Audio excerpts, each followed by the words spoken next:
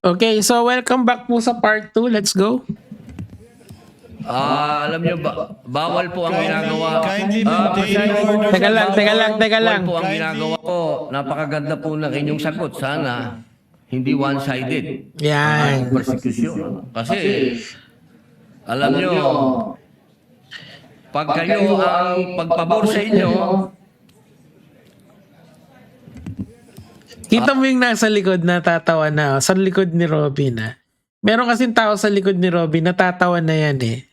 alam niyo ba, bawal po ang ginagawa. Kindly maintain order within the court. Ang ginagawa nitong nasa harap natin, nagkukomento. Nasa harap Ulitin natin. Ngayon po, dapat niyong maintindihan na ang prosecution at saka ang defense, they are in adversarial positions na tinatawag. Ang ibig pong sabihin nun, magkaribal po sila ng pinaniniwalaan. Okay? Ang prosecution po, naniniwala sila na dapat i-impeach si Sara Duterte. Ang defense naman, naniniwala sila na hindi dapat i-impeach si Sara Duterte. Naturalmente po, yung kanilang opposing views ay magkaiba sila ng paniniwala. Hindi po ba? Hindi po ba yan yung tamang explanation dito? Kasi po, para pong si Senator Robin Padilla ay nalilito. Nalilito po siya na ang prosecution ay dapat hindi maging neutral.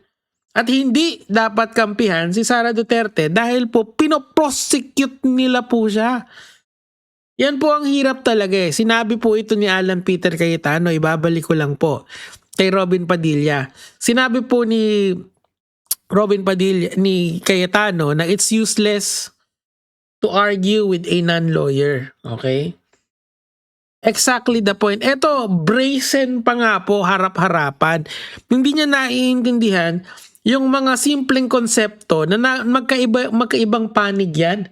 Hindi po ba ang tawag natin dyan ay nasa magkabilang parlor sila? Pero itong tao na to, grabe, di ba? Tuloy natin. Ang ginagawa nitong nasa harap natin, nagkukomento. Kindly maintain order in the court. The Sergeant at Arms, by authority of the Senate President, is directed to kindly maintain. Hindi po sila allowed. Mag-ingay. Korte po ito. Eh, hindi ka rin naman kasi dapat nagiging tanga at bobo sa mga sinasabi mo. 'Di ba? Hindi dapat gano'n yun eh. Dapat iniintindi mo ng mabuti yung mga sinasabi mo. Kasi ang sinumpaan nyo nung kayo ay naging senator judge is that dapat po kayo ay nanunumpa kayo na kayo ay hindi magiging bias. 'Di ba? You would be fair, impartial, 'di ba? Meron kayong impartiality oath na tinake. So ngayon, halatang-halata na ikaw ay bias kung hindi pabor kay Sara Duterte yung argumento ng kabilang panig. Eh yung buong argumento ng prosecution is against kay Sara Duterte. Yung sinabi ni Chel Jokno kahapon o nung nakaraang araw na confidentiality is trumps accountability, and yung mga argumento niya na pabuksan yung bank account o pasabina yung mga bank records ni Sara Duterte, eh yun ay laban sa kanya. Ano po ba ang gusto nyong mangyari, Senator Robin? Na nakakalito na po kasi itong pinaggagawa nyo. Alam naman po namin na bias kayo, kaso nanumpa po kasi kayo. Hindi po ba? Kanina, nirereklamo nyo na dapat taasan ang penalty sa perjury. Diba? Yun yung kanilang ano. At huwag kumuha ng mga witnesses ang prosecution na sinungaling. Essentially, yun yung sinasabi niya eh.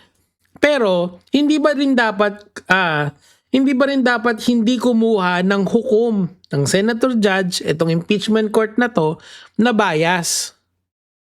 Diba? Kasi ang lugi po kasi pag gaganyan ang ating mga judge eh. Antimano si Senator Erwin Tulfo, alam naman natin na nasa majority siya.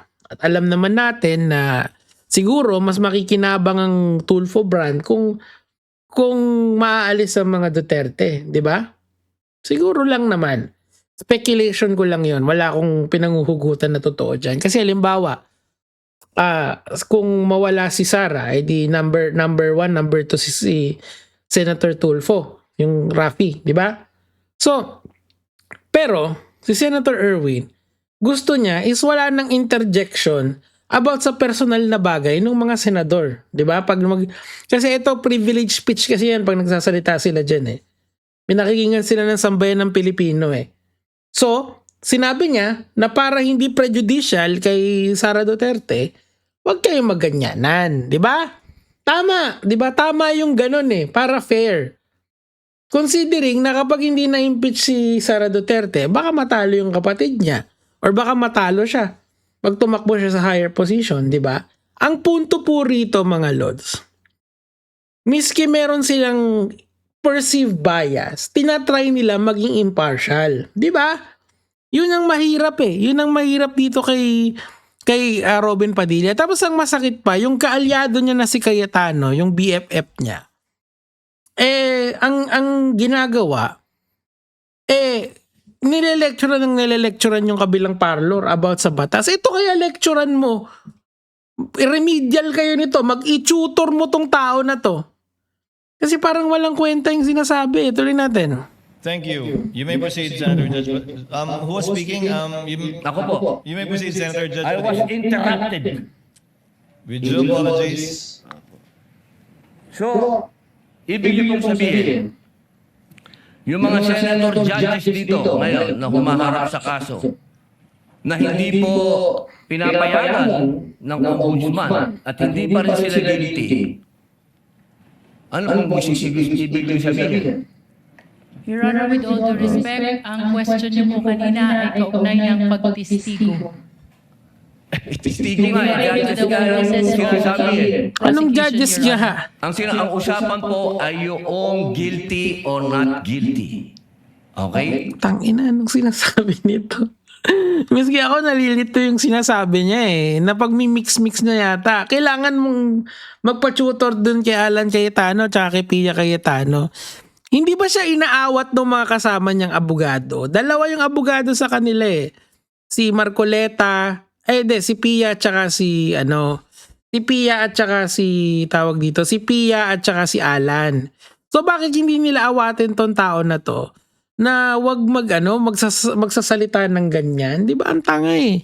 Diyos ko Lord, patawarin talaga ng Panginoon pag nanalo pa tong Vice President. Para kasing hindi nyo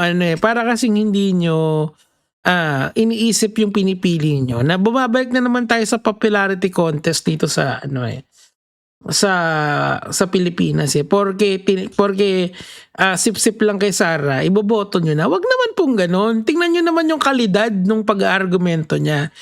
Iisipin nyo, etong mga sinasabi niya, kahit akong YouTuber, basic na alam kong katangahan yan, katarantaduang malaki yan. Wala pong sense yan. Miski isang kusing na sense, wala. Diba? Doon pa lang sa idea na dapat hindi bias yung prosecution. Malamang bias yun. Prosecution nga eh. Yung defense din bias. Wow! Nakukuha niyo po ba yung pinupunto ko rito? Okay lang naman na maging bias tayo sa positions natin. Pero pag may sinumpaan tayo na dapat magiging impartial judge tayo, dapat gampanan natin yun. Kasi pag hindi ka tumupad sa sworn statement mo, ano ka? Sinungaling ka, di ba? Hindi ko alam yung kaso dun, pero may kaso yun kapag binrake mo yung sinumpaang yung sinumpaan mong oath to be impartial. Hindi po ba? Nakakabwisit po talaga yung ganitong klaseng galawan. At nare-rewardan pa yung kabobohan dito sa Pilipinas.